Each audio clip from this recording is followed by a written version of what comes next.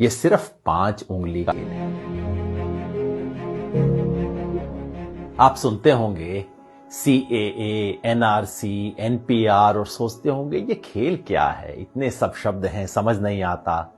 वैसे बड़ा साधारण सा खेल है। मैं आपको समझा देता हूं।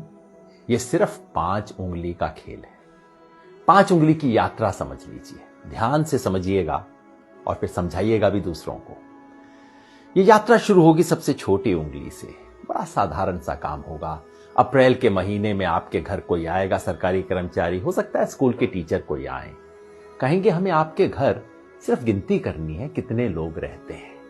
बस नाम पूछेंगे, कब पैदा हुए ये पूछेंगे, ये भी पूछेंगे कि आपके माता पिता, चाहे हैं या नहीं है अभी, वो कहां पैदा हुए थे, कब पैदा हुए थे।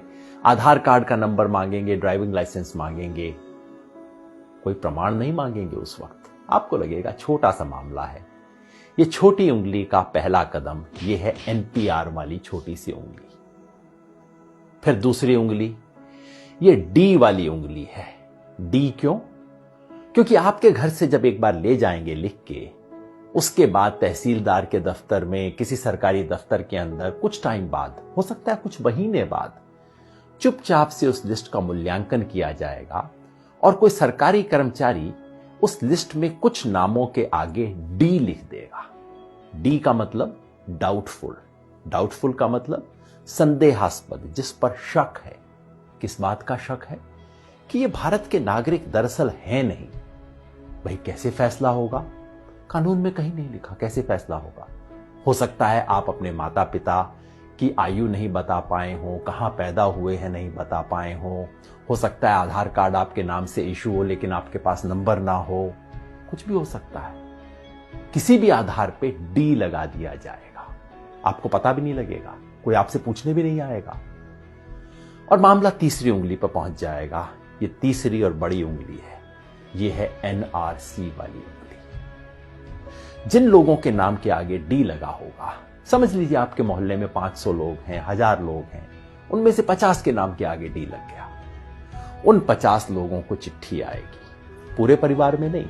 हो सकता है परिवार में बहू को चिट्ठी आए, बेटे को ना आए, बाप के नाम चिट्ठी आए, पोते के नाम चिट्ठी ना आए।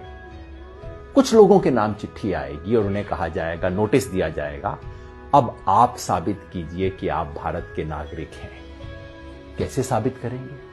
सरकार ने आज तक नहीं बताया। हमारे पास सिर्फ एक असम का उदाहरण है जहां पहले हुआ है NRC, और वहां क्या हुआ था? ना आधार कार्ड माना गया, ना राशन कार्ड माना गया, ना वोटर लिस्ट में नाम माना गया। कहा नहीं, ये सब नहीं चलेगा, आप प्रमाण लेके आइए कि आप कहां पैदा हुए थे। आज से 30 साल पहले वोटर लिस्ट में आपका नाम था कि नहीं था, पुरखों का नाम था कि नहीं था, कोई संपत्ति का प्रमाण पत्र लेके आइए।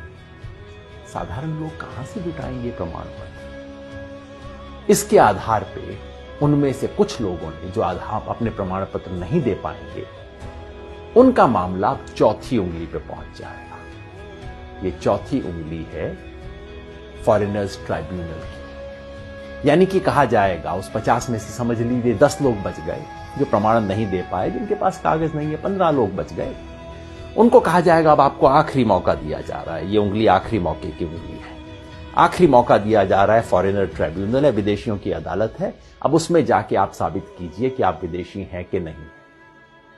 अगर मुसलमान हैं तब तो कोई चांस ही नहीं है, क्योंकि यहां अब CAA का खेल शुरू हो जाए।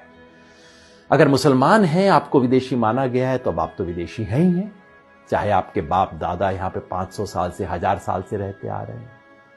अगर मुसलमान नहीं भी हैं तो पता है क्या है, आपको ये साबित करना पड़ेगा कि आप बांग्लादेश, पाकिस्तान, अफगानिस्तान से आए। अब आप सोचिए, बिहार यूपी में रहने वाले लोग, नेपाल की तराई में रहने वाले लोग, श्रीलंका में रहने वाले लोग, श्रीलंका के पास तमिलनाडु में रहने वाले लोग कहां से साबित करेंगे भाई कि हम पाकिस्तान से आए, बांग्लादेश से आए, अफगानिस्तान से आए?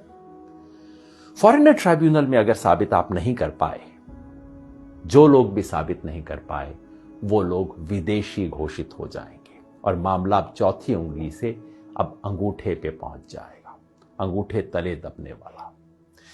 ये है डिटेंशन सेंटर। डिटेंशन सेंटर का मतलब जेल, विदेशियों के लिए बनी हुई खास जेल। भारत सरकार इसके नियम बना चुकी है। डिटेंशन सेंटर आसाम में बन चुका है, कर्नाटका में काम करना शुरू कर चुका है, बाकी 10 राज्यों में बन रहे हैं डिटेंशन सेंटर। जिस व्यक्ति के पुरखे पता नहीं कब से यहां पे रहते आ रहे होंगे, उसे अपनी ही मिट्टी में विदेशी बना के डिटेंशन सेंटर में डाल दिया जाएगा। यह है खेल। शुरू होगा छोटी उंगली से, एनपीआर से, और खत्म होगा कुछ लोगों के लिए। हो सकता है 1000 में से 1 लोग, हो सकता है 1000 में से 2 लोग डिटेंशन सेंटर में बने। क्या ये चाहते हैं?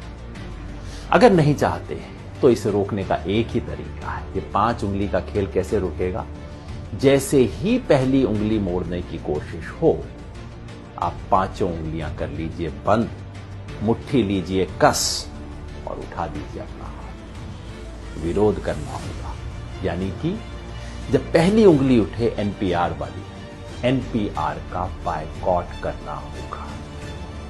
पूरे देश में जो नागरिकता संशोधन के बारे में आंदोलन चल रहे हैं, उन सब ने मिलकर कॉल दिया है। हम भारत के लोग, we the people of India, जो देश के 120 से ज्यादा संगठनों ने इकट्ठा होकर बनाया है, सब ने कहा है कि एनपीआर का बायकॉट करें।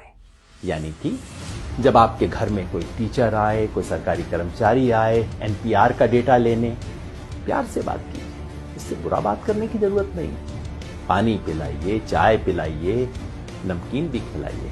नमक खिलाना बहुत जरूरी है, क्योंकि ये संविधान का नमक खाते हैं, याद दिलाना है। ये कर्मचारी इस देश के कर्मचारी हैं, किसी पार्टी के नहीं है। सब कुछ दीजिए, प्यार से कीजिए, लेकिन कागज नहीं लिखवाएं, कागज में कोई सूचना नहीं देंगे, क्योंकि एक बार सूचना दी फिर मामला आपके हाथ से बाहर। कागज नहीं लिखवाएं। और अगर वो कहें कि ये तो कानून है, आपको करना पड़ेगा, उन्हें प्यार से कहिए, मास्टर जी आपकी बड़ी इज्जत कर रहे हैं, लेकिन क्या करें, महात्मा गांधी की इज्जत थोड़ा ज्यादा करें। इस देश के राष्ट्रपिता ने कहा था कि अगर कोई असंवैधानिक, अन्यायपूर्ण कानून है, उसका विरोध करना हमारा अधिकार ही नहीं, हमारा कर्तव्य भी है, हमारा हक भी है, हमारा फर्ज भी है। इसी रास्ते पे हमें चलना होगा।